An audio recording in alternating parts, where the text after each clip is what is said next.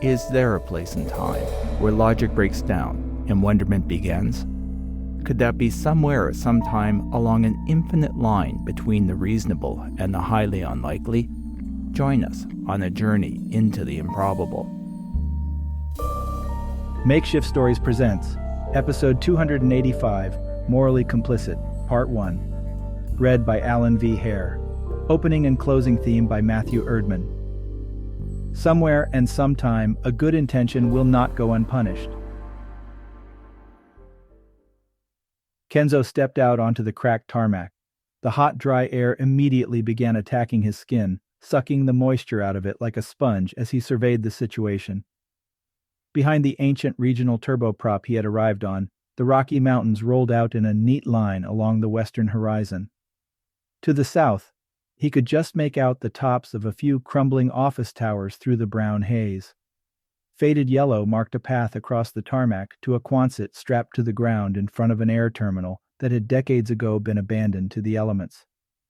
On the front of the Quonset, above the entrance, a faded sign identified the structure as customs. Above that, an electronic billboard scrolled through ads for junk food, cheap cosmetic gene mods, and personal security services. Kenzo squinted in the bright sun to read the small sign beside the door, which welcomed travelers to Calgary, the capital city of the Great Plains Economic Zone. He turned away when someone called his name. Agent Kenzo Tanaka? A tall 30-something woman with a slender build and the severe look of private corporate security was beckoning him to step out of line. "Come with me," she commanded, rather than asked. "We've already paid for customs clearance and your water allowance." Kenzo checked as he tentatively stepped over the line to see if the rent-a-cops shepherding the passengers reacted. One glanced his way but appeared to recognize the slender woman as corporate security, and immediately turned away to hassle a group dressed in expensive business suits, no doubt to sell them local security for their visit. However, a tourist wearing sunglasses, dressed like she was headed to the mountains, stared at him for just a bit too long to be random curiosity. The woman who had called him over approached and introduced herself. "I'm Agent Lopez from Sagenetics' international partner Synthbio Investigations. Since you don't have any authority here, I'll be your arms and legs." She smiled wanly and held out her hand. Kenzo shook it, then looked back at the long line of passengers waiting for processing. "Thanks for saving me from that. Please just call me Kenzo, Agent Lopez. And I prefer Carmen, and it's no big deal. The GP zone always has an express lane if you have enough money. Don't worry, Sagenetics will get billed for this. I hope you have a generous travel allowance. Come on, let's go." Carmen flashed her ID at the rent-a-cop guarding the exit, then led Kenzo to an ungainly-looking aging gas-powered SUV that looked like it had seen better days.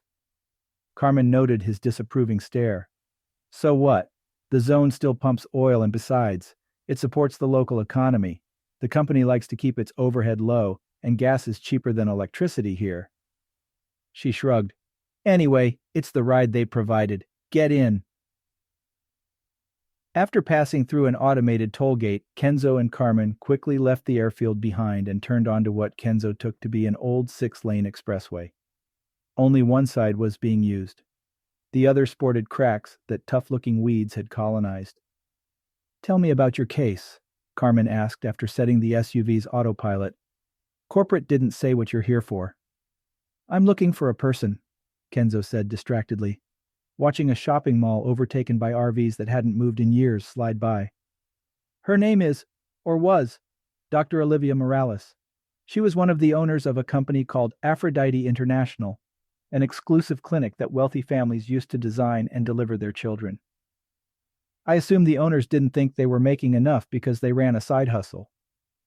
They hid the existence of unused viable embryos from the parents who paid to have them designed and sold them to offshore couples." "Wow, that was brazenly stupid," Carmen chuckled. "Did they think the wealthy and powerful would just ignore that their tailor-made kids were not unique? So the parents want everyone involved hung out to dry and are applying the pressure to ensure no one, like this Morales, escapes their wrath." Kenzo nodded. "Yeah, something along those lines." He didn't reveal the ultimatum he faced: either pursue Morales or take all the heat for concealing his awareness of the embryo scheme. which came to light when another agent, acting on an internal tip, exposed it. The executives at Sagenetics showed little concern for Kenzo's efforts to shield an innocent teenager until she reached 21, when Aphrodite would issue licenses for her mods, a compromise reached with the teenager's mother to ensure her silence. The mother worked as a technician at Aphrodite in the assessment lab, receiving her daughter's modifications as compensation for manipulating embryo counts to siphon off some undetected. Morales disappeared about 3 years ago at the height of the embryo scam, he explained. Her assets were automatically frozen as soon as she was reported missing. There was no reason to go after her until we had enough evidence to shut the operation down and prosecute its perpetrators. The tech with the modded daughter had probably tipped her off. At least, that was what he had come to believe. A message from Sagenetics popped up on his contact lens. Failure to apprehend Morales is not an option if you ever want to return. He didn't need the reminder. Had some new info scared the bosses at Sagenetics, so they were now trying to put more pressure on him to clean up the problem he had inadvertently created? If it ever got out that one of their agents had known, Sagenetics would go down hard. And if they went down, well, he would go down harder. And you have a reason to suspect Morales is in the Great Plains Economic Zone? Carmen probed. Yeah, Kenzo confirmed. Since there's no formal government here, extradition isn't an option, so it's the perfect place to hide. Plus, one of her former partners tipped us off, after we applied a little persuasion. I think she caught wind of the impending exposure of their embryo scheme and fled with her child, a son who would likely be around 11 or 12 by now and probably genetically enhanced. All Aphrodite execs designed their offspring.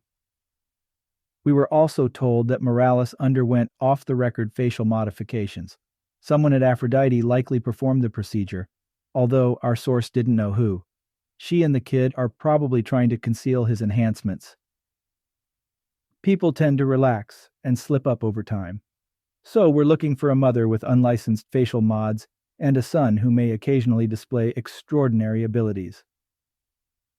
That's not much to go on, Carmen complained. If Morales hasn't infringed on a local corporation's intellectual property, we can't detain her. Did Aphrodite operate in the zone? No, Kenzo shook his head. Only in Cascadia and the richer Pacific Rim zones. They followed the big money. Too bad, Carmen said. If Aphrodite had, we could have picked Morales up for her unlicensed facial mods. I guess it makes sense why she ended up here. The GPFT doesn't care who crosses its borders, only that they pay their freight once they're here. And if you don't, you end up like them. She nodded at a shantytown made from tarps and packing crates that had taken over a section of the expressway's closed half. Your fate is your responsibility. That's how it works here in the GP. There are no rules, so you can soar as high as possible or fail and fall on your sword. No one cares. What's your plan? Lure her over the border if we can find her. But that's my problem, Kenzo said, looking out the window again. The old SUV began slowing, pulling onto an off-ramp leading to another road that paralleled a mostly dry riverbed spotted with the occasional pool of stagnant water. It only flows in the spring when there's enough melting snow from the mountains, Carmen explained, directing the big machine to steer off the road onto a side street and stop in front of a low-rise office building beside a crumbling overpass. The bottom floors looked abandoned, and the windows had been boarded over with graffiti-covered plywood. Synthbio Investigations office is on the top floor, Carmen announced, getting out. Kenzo started to follow when a flash of light caught his attention. Across the street, a figure, her dark glasses momentarily catching the sun, was studying him. She looked familiar. Where had he seen her before? Are you coming? Carmen called over her shoulder impatiently. Kenzo looked away for a second, and when he turned back, the woman was gone. After introductions, Kenzo followed Carmen to a situation room, a windowless space filled with screens, displaying CCTV and drone feeds on one side and net streams on the other. She showed him a workstation with a built-in terminal. From here, you have access to Synthbio's security data system. I want to flag any kid who demonstrates unusual abilities, Kenzo announced, scrutinizing the setup skeptically. Our systems, well, they're not standard, they're locally coded. Let me help, Carmen volunteered. She nudged Kenzo aside and sat at the terminal, her hands dancing across the keyboards. It took only a few seconds for her to find a video. They watched it together. The kid built the rig to help his friend, the vlogger explained. She got injured in a hit-and-run accident, and her family doesn't have the money for stem cell therapy to repair her spine. The exoskeleton is made out of recycled parts. Brainwaves control it through a new interface technology invented by this 12-year-old genius. As you can see, it's incredible. I've agreed not to identify him as he prefers to remain anonymous. A young girl wearing an exoskeleton over her legs ran through a field as a camera drone followed. She weaved and jumped, then abruptly stopped at a bench where a boy was watching her. When he realized he was in the frame, he quickly turned away from the camera. "Back up, freeze video," Kenzo directed. "The boy is the right age, created something even a big corp would have trouble making and doesn't want to be videoed. Too bad he's in silhouette, there's no chance of facial recognition." Carmen leaned in. "I know where that is. It's near a makerspace in the northeast that's got a gene-cutting lab for plants. It's used by hobbyists playing around to adapt exotic veggies to the zone's climate. All small-scale and all unsuccessful. With the water situation, the key characteristic is drought tolerance, and all drought-resistant genes are owned by the agritechs, who are very aggressive about enforcing their patents. We get paid to keep tabs on the place just in case someone decides to slide in a bit of corporate IP without a license. So agritech pays the freight around here and you turn a blind eye to unlicensed human mods," Kenzo concluded cynically. "Until some big corp is willing to pay for compliance," Carmen pointed out. "Like everyone else, we follow the money." "Fair enough, but it goes against my instincts to turn a blind eye to infractions," Kenzo conceded, looking at the image of the boy frozen on the screen. "That video's been generating a lot of interest," he remarked, noticing an uptick in views. "We need to get over there and set up surveillance. If it's the right kid, I don't want some IP troll to get to him first." An hour later, Kenzo sat in the backseat of the old SUV, eyes fixed on a screen showing views from the drones. So they wouldn't be noticed, Carmen had parked the vehicle roughly 2 blocks away from the makerspace. After deploying little aerial spies, they retreated to the comfort of the air-conditioned SUV to escape the sweltering heat. The drones they had launched carried modified lasers that would shoot ultraviolet light at people and plants to look for the markers, bioluminescent sea pickle genes, that every lab and gene modder left in the skin. The makerspace was housed in an old tire shop within a strip mall, rear-facing an abandoned lot, where the video had been recorded. Over a few hours, a steady stream of individuals entered and exited. While most sported licensed cosmetic modifications from local studios, interspersed among them were individuals flaunting unauthorized alterations to their hair and skin, enough to warrant intervention in Cascadia. However, to Kenzo's consternation, Carmen merely identified them, adding their names to a list. "Just in case," she explained. "You never know when the situation might change, and there's interest and money for enforcement."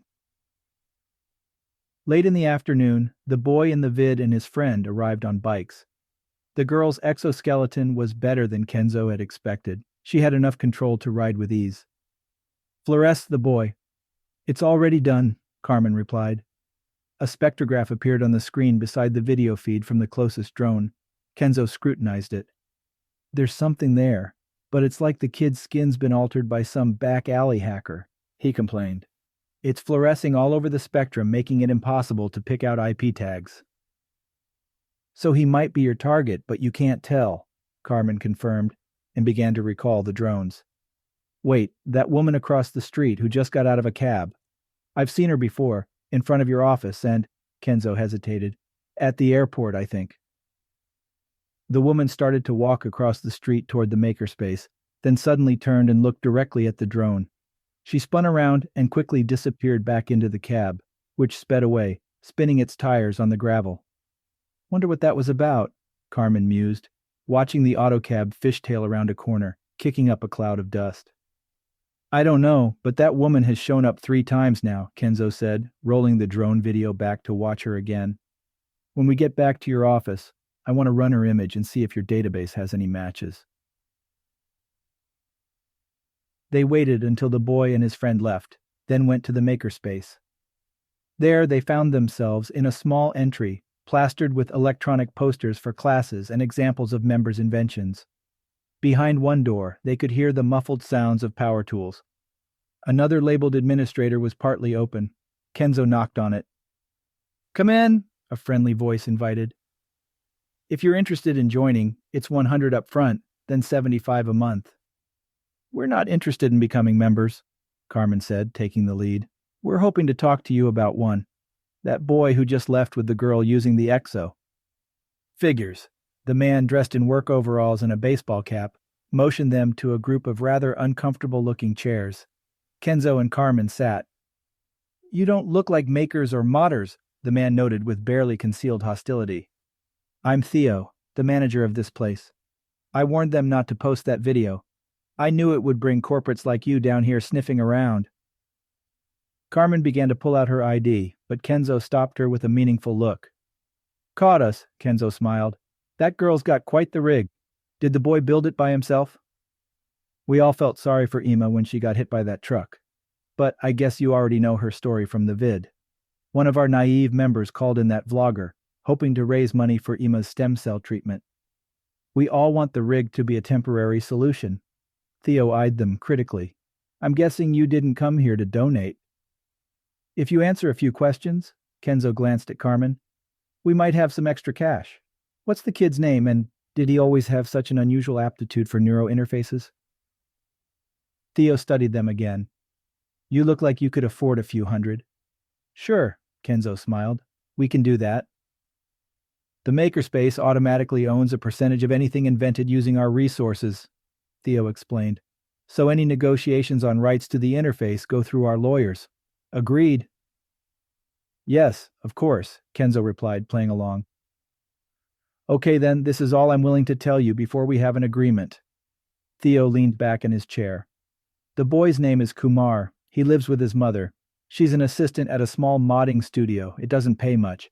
So Kumar has been helping out around here to cover his membership fees. He's pretty good, but until he built that neuro interface, I wouldn't have pegged him as unusually brilliant." Theo described how upset Kumar had been about his friend, and how he convinced everyone to work on the robotic exo. Then, single-handedly, designed and fabricated a neuro interface that was generations ahead of anything on the market. Knowing what would happen, he had tried to keep it quiet. "And now you're here, and there's going to be a flood of other interested parties," Theo Hare quoted. "But how the kid did it is only in his head. There is no documentation, you see, so you can see why I need to be protective." It was the right kid. Kenzo was sure of it and could taste how close he was getting to the mother. "Do you know where Kumar lives?" he asked hopefully. The manager shook his head. "No." "How often does he come in?" Theo just stared at them defiantly.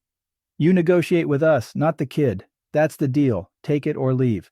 By tomorrow, there will be a line of corporate reps right out to the street." He smiled confidently. They wouldn't get any more from the man. If he hadn't already done so, he would warn the kids to lay low. Kenzo cursed and got up. As they left the building, a message scrolled across his contacts. "You're being followed. You need to acquire the target before they do." To be continued.